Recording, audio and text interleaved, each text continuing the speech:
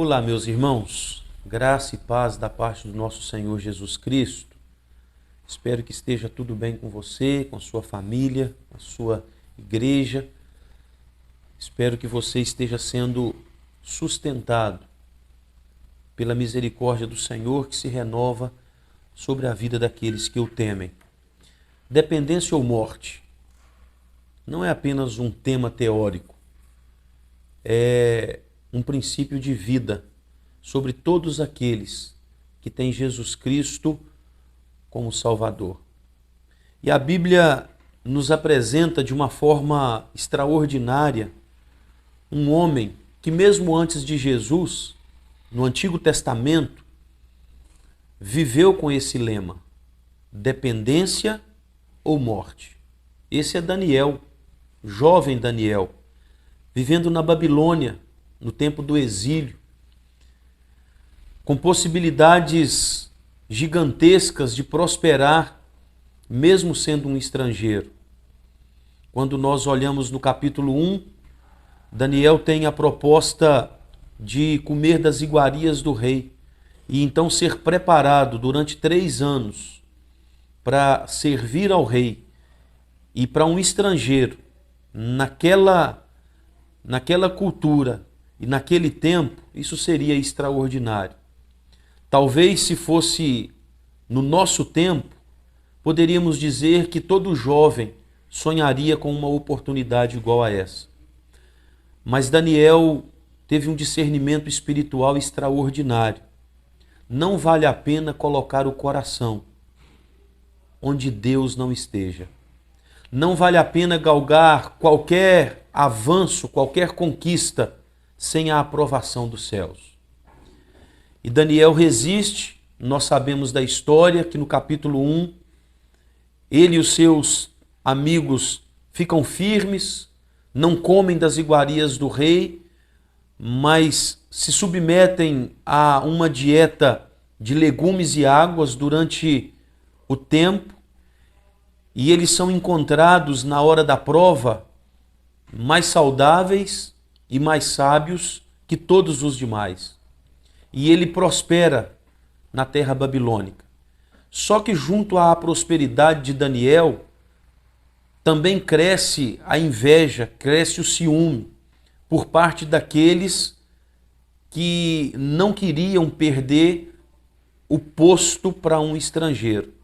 E aí quando chegamos na altura do capítulo 6, Daniel já extremamente benquisto pelo rei da Babilônia, colocado como um dos presidentes das regiões para governar as terras babilônicas e sendo assim braço direito do rei, a inveja se materializa contra o servo do Senhor. E na altura do verso 10, no capítulo 6, está escrito: Daniel, pois, quando soube que a escritura estava assinada, entrou em sua casa e em cima no seu quarto, onde havia janelas abertas para o lado de Jerusalém.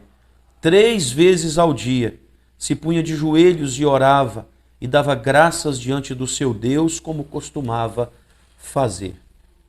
Aqui é o coração desse momento na história de Daniel. Havia prosperado de acordo com a vontade de Deus, com as prescrições divinas, agora colocado num posto importante pelo governador maior da Babilônia.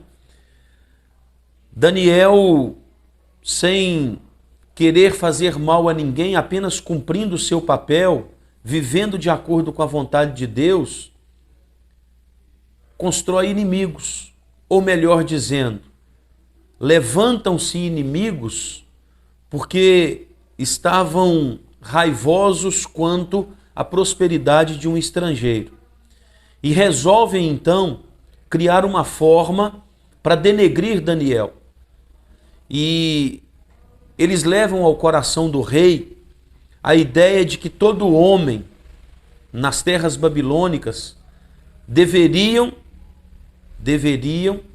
adorar e fazer orações apenas em nome do rei, apenas em nome de Dario, o grande governador. Não poderiam fazer orações em nome de qualquer outro Deus ou a qualquer outro Deus. E Daniel, quando soube dessa lei promulgada por Dario, imediatamente vai para o seu quarto para fazer aquilo que era algo natural na sua vida. Ele orava durante 3 vezes todos os dias. Ele sempre se voltava à direção de Jerusalém, colocava o seu coração nas mãos do Senhor Deus e assim fazia a sua devocional.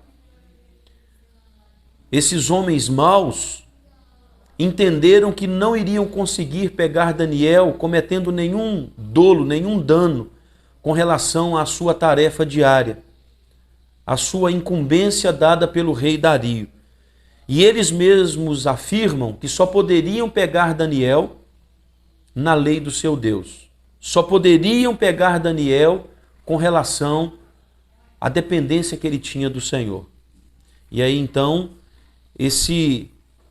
essa lei promulgada pelo rei afirmava que ninguém poderia se dobrar a nenhum outro Deus, a não ser ao soberano Dario. Daniel não respeita isso. Daniel ora. Daniel vive para a glória de Deus. E esses homens, então, como que numa emboscada, percebem o momento que Daniel estava orando, vão à sua casa e o arrastam até o julgamento diante do rei. E o rei, então, não pode voltar a sua palavra atrás. E a pena para todos aqueles que desobedecessem essa lei era a cova dos leões. E Daniel, então, vai ser lançado à cova dos leões. Mesmo a contragosto do rei Dario, que gostava muito dos serviços e da pessoa de Daniel, ele tinha que fazer jus à sua assinatura. E ele então joga Daniel na cova dos leões e fica a noite inteira com o espírito perturbado. Daniel passa aquela noite no meio dos leões. Logo de manhãzinha, o rei Dario vai até àquela cova e grita por Daniel. E vem a resposta lá de dentro. Vive eternamente, ó rei. Vive eternamente, ó rei. Isso era uma forma de honra que os súditos davam ao rei, mas não era idolatria, era apenas o reconhecimento da autoridade. E nesse momento, o rei pede para que se retirasse Daniel da cova e que chamasse todos aqueles homens maus, todos aqueles invejosos com as suas famílias e os lançassem dentro daquela cova. O texto vai nos narrar que antes deles caírem, antes deles tocarem o chão, já estavam todos sendo despedaçados pela fúria dos leões famintos. E o rei então faz uma outra lei promulgando que apenas ao Deus de Daniel deveria se adorar em todo o solo babilônico. E o que nós podemos aprender com essa história de Daniel? Quando eu penso que o princípio da vida de todo cristão verdadeiro é dependência ou morte, devemos aprender com Daniel que o nosso compromisso é com Deus, não com a nossa vida. O nosso compromisso é fazer com que a vontade do Senhor prospere sobre cada ação nossa, sobre cada escolha que fazemos, mesmo que essas nos tragam diante dos homens algum tipo de prejuízo, porque é melhor agradar a Deus do que afagar aos homens. É melhor servir ao Rei dos Reis do que a qualquer pessoa que pode me dar algum benefício momentâneo. Daniel me ensina isso quando ele não muda a sua forma de ser, ao saber da lei promulgada que não se poderia adorar em nome ou a nenhum outro Deus que senão o rei Dario. Nós estamos vendo Daniel fazendo aquilo que era do seu costume diário: adorar ao Senhor dos exércitos, o Deus de Israel, com mãos levantadas em direção a Jerusalém. E assim, ele se propõe a morrer, mas jamais negar a Deus. Uma coisa importante que nós aprendemos em Daniel é que quando nós temos mais compromisso com Deus do que com a nossa vida, nós temos a oportunidade, dentro da vontade do Senhor, de sermos palco onde o milagre se manifesta. É claro que alguns homens, por viverem em dependência ou morte, não negando em momento algum adoração a Deus e somente a Deus, foram mortos a fios de espadas, foram lançados nas areias do Coliseu de Roma e comidos pelos leões. Muitos foram enforcados. São muitos os mártires ao longo da história. Mas no caso aqui de Daniel, a cova dos leões não foi o seu último paradeiro. Deus resolveu livrá-lo daquele lugar. E é importante que quando Daniel sai, é retirado da cova, uma nova lei muito maior do que aquela que havia sido estabelecida é agora promulgada. Somente ao Deus de Daniel nós iremos adorar. E isso é uma regra em todo o território babilônico. O rei Dario se curva ao Deus de Daniel. E é lindo percebermos, meus irmãos, que quando no meu coração o que rege é dependência de Deus ou a morte, nós poderemos também fazermos com que a glória do nosso Deus se manifeste no meio da nossa geração.